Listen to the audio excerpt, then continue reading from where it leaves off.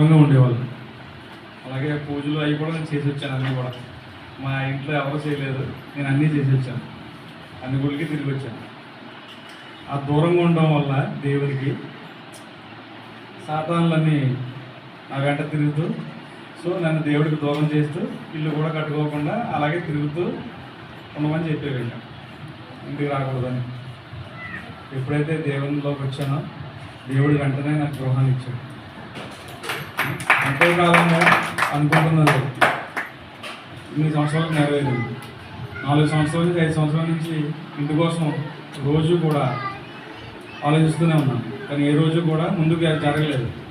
గత సంవత్సరం మా అమ్మమ్మ గారికి ఒంట్లో బాగోలేదు. అసలు 1 సంవత్సరం అంతా బాగోలేదు. ఆవిడకి బాగోకపోతే పాస్టర్ గారి గురించి తెలిసింది.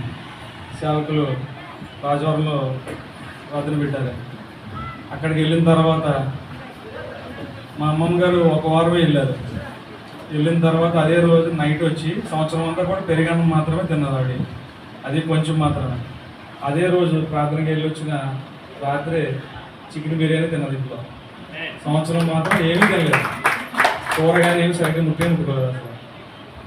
తర్వాత నుంచే ఆవిడ స్తోత్రం పొందింది. ఆవిడని చూసి నిజంగా ఇక్కడ దేవుడు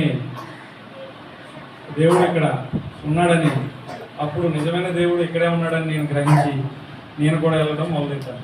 వెళ్ళిన కొద్ది రోజులకే నాకున్న ప్రతి కోరికలు, ఆశలు అన్నీ కూడా చెప్పగానే ప్రతిదీ కూడా నెరవేరింది. ఎప్పుడు కూడా ఏది ఆలస్యమయ్యేది కాదు. ఈ ఇంటికి సంబంధించిన డబ్బులు కూడా నా దగ్గర లేవు, కేవలం 1,00,000 రూపాయలతో మాత్రం ప్రారంభించాను. ఇప్పటికి 30 లక్షలు ఖర్చు అయింది. వచ్చిన ప్రతిదీ అవసరం వచ్చినప్పుడల్లా దేవుడా మీరే చూడండి అని అడిగినప్పుడు ఆయనే సమయానికి ప్రతిదీ కూడా అరేంజ్ చేసేవాడు. ఎప్పుడూ కూడా డిలే లేదు. పలానా టయానికి ఈ పని మొదలెట్టాలంటే ఆ టయానికి డబ్బులు అయ్యే వచ్చాయి. సో నా దగ్గర అయితే డబ్బులు 1,00,000 రూపాయలు మించి నా దగ్గర అప్పుడు లేదు. దాని తర్వాత దేవుడు ప్రార్థించడం, ఆయన ఈ గృహానికి ప్రతిదీ కూడా ఆయనే సమకూర్చాడు. ఈ ఫ్యూచర్లో కూడా ఆయనతో మేము ఎప్పుడు కొనసాగుతూ ఉండాలని, ఎప్పుడు కూడా ఆయన దారి తప్పకుండా అందరూ ప్రార్థించండి.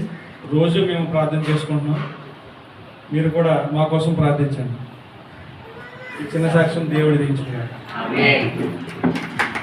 చిన్న సాక్ష్యం మామూలు యూట్యూబ్లో పెడితే కొన్ని వేల మందికి బూస్టింగ్ ఇచ్చే సాక్ష్యం. దేవుడు మిమ్మల్ని కుటుంబాన్ని దీవించిన గాక. కిచెన్ కన్నసలు వాక్యం